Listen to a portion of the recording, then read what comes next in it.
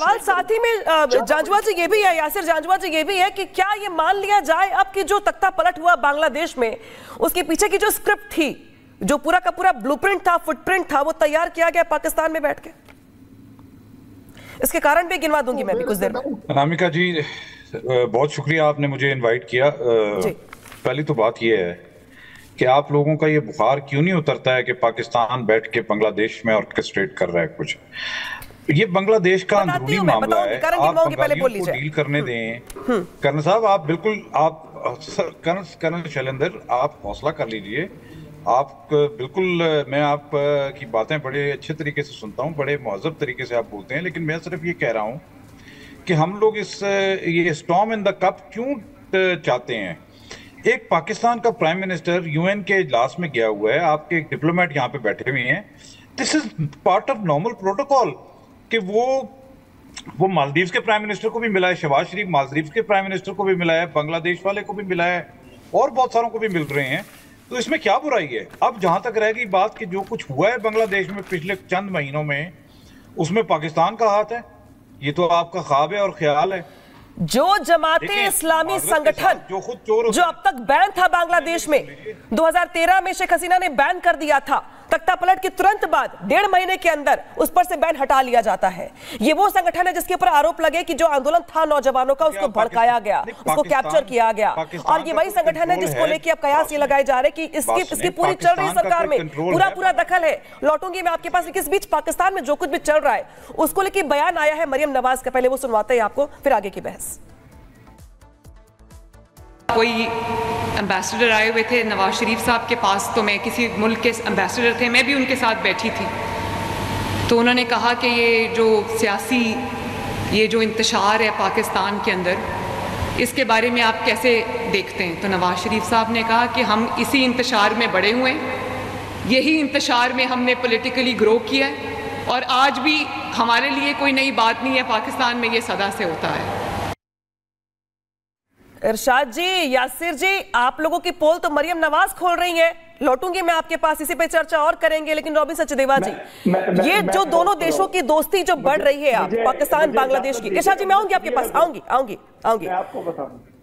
ठीक है, चलिए इरशाद जी, चलिए पहले इसी पे बोल दीजिए आप। मरियम नवाज जी जो बोल रही है ना, जरा इसी पे बोल दीजिए आप, क्योंकि वो खुद इस बात को लेकर चिंतित है कि जो पाकिस्तान में अस्थिरता है वो यहाँ पे कोई नई बात तो नहीं है, और अब आप दोस्ती कर रहे हैं बांग्लादेश के साथ, तो क्या बांग्लादेश को भी इसी फेहरिस्त में शामिल करना चाहते हैं?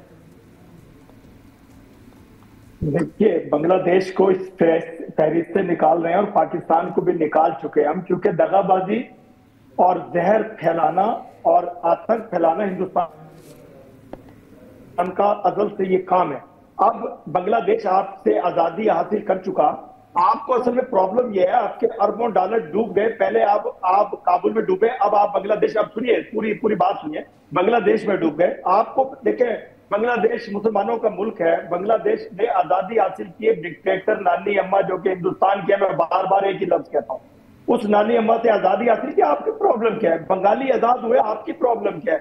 बंगाली पाकिस्तान से मिल रहे हैं, अपने मुल्क से वापिस आना चाहते हैं, अपने लोगों से, अपने बहन भाइयों से मिलना चाहते हैं, आपकी प्रॉब्लम क्या है? अगर मेरी वजीर आला, मेरी बहन मरियम नवाज शरीफ साहबा ने कोई बात की है, उससे ही की है कि आप लोग कश्मीर के जरिए कश्मीर का, ठीक है, एक बार फिर से मैं लौटूंगी इरशाद जी आपके पास। यूनुस और शहबाज की मुलाकात पर बांग्लादेश में विरोध शुरू हो गया है। आपको बांग्लादेशी छात्राओं की जो आवाज है, जो वहां के लोग सोचते हैं, जैसा कि अभी कुछ देर पहले आपने कहा भी कि नहीं वहां के नौजवान ये चाहते थे, वहां के लोग ये चाहते थे, मुल्क ये चाहता था, तो देखिए छात्र वहां के क्या कुछ कह रहे हैं, पहले सुनवाते हैं आपको, फिर आपसे रिएक्शन लूंगी मैं। पे मसालों का हब था, ये जो हमारा ऑल ओवर दी ये कराची और ये सारी साइड थी, ये हब था, यहाँ से चीज़ें एक्सपोर्ट हो रही होती थी, मेजर चीज़ें यहाँ से जा रही होती थी।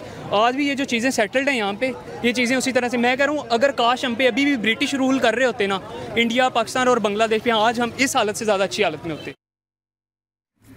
यासिर जी, आप लोगों की पोल तो वहां के नौजवान ही खोल रहे हैं कि वहां पे क्या कुछ चल रहा है, कितनी अस्थिरता है, क्या हालात है। इस बीच बांग्लादेश से दोस्ती, क्या ये मान लिया जाए दरअसल कि जिस तरीके का टैग है आप लोगों के ऊपर अंतर्राष्ट्रीय स्तर पर आतंकवादियों को यहाँ पे रिलीज करने का या तैयार करने का, अब जो दोस्ती बढ़ रही बांग्लादेश के साथ, उसमें रणनीति क्या होगी आप लोगों की? और मुझे तो समझ में नहीं आ रहा है कि जो शेख हसीना अब तक पाकिस्तान से तलखी बढ़ रही थी, जो अब तक बात भी नहीं करती थी इस मुद्दे को लेकर के, तमाम चीजों पर समझौते नहीं हो पा रहे थे, पेंडिंग चल रहे थे, उसको लेकर सडनली ये इतना दिल बड़ा करके गले मिला लेना और मुलाकातें करना, ये गले नहीं उतर रहा है? अच्छा अनामिका जी, एक बड़ी एस्टैब्लिश्ड बात है कि आप जो है अपने दोस्त तो चेंज कर सकते हैं, अपना नेबर नहीं चेंज कर सकते हैं। तो हमारा नेबर तो रहेगा इंडिया, अफगानिस्तान भी रहेगा, जिस तरह बांग्लादेश आपका नेबर है और पाकिस्तान का डिस्टेंट नेबर है, जाहिर है करीब बॉर्डर तो नहीं मिलता है। तो अगर हम सारे आपस में एक दूसरे के साथ दोस्ती और भाईचारे की तरफ चलें तो आपको इसमें तकलीफ क्यों है? आपका दिल है कि लड़ाई जारी रहे तो ज्यादा बेहतर रहेगा। लड़ाई बेहतर है या भाईचारा बेहतर है? चाहे वो इंडिया बांग्लादेश के दरमियान में हो या पाकिस्तान बांग्लादेश के दरमियान में हो। ना बांग्लादेश पाकिस्तान का हिस्सा दोबारा बन रहा है, वो एक हिस्टोरिकल इवेंट था, वो हो चुका। लेकिन आप लोगों को इससे क्या फायदा होगा कि पाकिस्तान बांग्लादेश अगर लड़ाई जारी रखें? हम लोग अगर दोबारा एक दूसरे के साथ as a region, as a SAARC region, जिसमें कि पाकिस्तान, इंडिया, बांग्लादेश और साउथ एशिया के बाकी ममालिक हैं, हम सार्क को उसी तरह स्ट्रेंथन करें जिस तरह ये जब स्टार्ट हुई थी तो वो स्पिरिट थी। तो I think this region can create wonders in this entire Asian continent and overall in the world. Why don't we look at it like this? ठीक है कर्नल शैलेंद्र, मैं आपके पास लौटूंगी, लेकिन रॉबिन सचदेवा जी जो ये कह रहे हैं कि वहां का मुल्क ये चाहता है, लोग ये चाहते हैं, लेकिन नौजवान जो वहां के हैं वो ये तो उनकी पोल खोल रहे हैं कि वहां के नौजवानों के मन में क्या चल रहा है। इस बीच बड़ी बात दरअसल ये कि क्या ये जो नई मैत्री है ये रणनीति है भारत विरोध की और एकजुटता एक तरीके से? सबसे बड़ी बात जो उन्होंने अच्छी कही कि सार्क की तरह। शैलेंद्र जी मैं आऊंगी आपके पास, रॉबिन जी से सवाल था मेरा, मैं आऊंगी आपके पास एक एक करके। हमारे पाकिस्तानी कोलिग जो बात कर रहे हैं, हम सब भी वो समझते हैं, हम सब भी ये चाहते हैं, खुशहाली चाहते हैं पूरे सब कॉन्टिनेंट में। परंतु हमारा जो एक्सपीरियंस है स्पेशली विद पाकिस्तान, हमें ये दिखता है कि हमारे दूसरे बॉर्डर पर अगर एक और देश ऐसा पैदा हो गया जो कि instead of development and focus की बजाय जहां पर पॉसिबिलिटी हो कि जहां आतंकी एलिमेंट्स पनपे और वो एंटी इंडिया एक्शंस और एंटी इंडियन प्रोपेगेंडा चलाए, हम वो नहीं चाहते। बांग्लादेश की बढ़ती हुई दोस्ती विद पाकिस्तान तो ये इंडिकेट करती है ना फिलहाल की एक तरह का एक्सेस बनाया जा रहा है, क्योंकि इसमें जो बातें हो रही है पाकिस्तान और बांग्लादेश में क्या सिनर्जी है, क्या इनकी ट्रेडिंग की पॉसिबिलिटी है, क्या इकोनॉमी है, क्या फाइनेंस है, पाकिस्तान क्या बांग्लादेश की मदद करेगा, मुझे बताइए। इन्हें अभी करीब $6 बिलियन में से $4 बिलियन IMF की ओर चाहिए बांग्लादेश को, भी उसके बाद $7 बिलियन और मांग रहे। क्या पाकिस्तान फाइनेंशियल एड कर सकता है? नहीं। क्या पाकिस्तान एक्सपर्टीज सप्लाई कर सकता है? नहीं। तो बांग्लादेश को अगर अपना टाइम लगाना है अपने देश की प्रगति में तो उन डायरेक्शन में लगाना। शैलेंद्र जी 10 सेकंड में अपनी बात, शैलेंद्र जी 10 सेकंड में अपनी बात, उसके बाद मैं वाइंड अप करूंगा।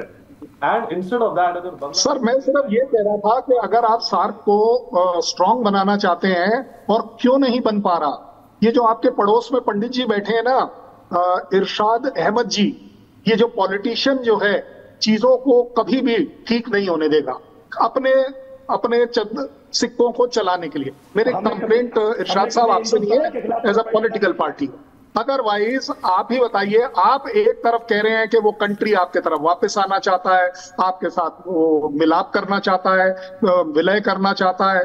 भाई विलय की कहां से गुंजाइश है? मुझे तो ये नहीं समझ आ रही।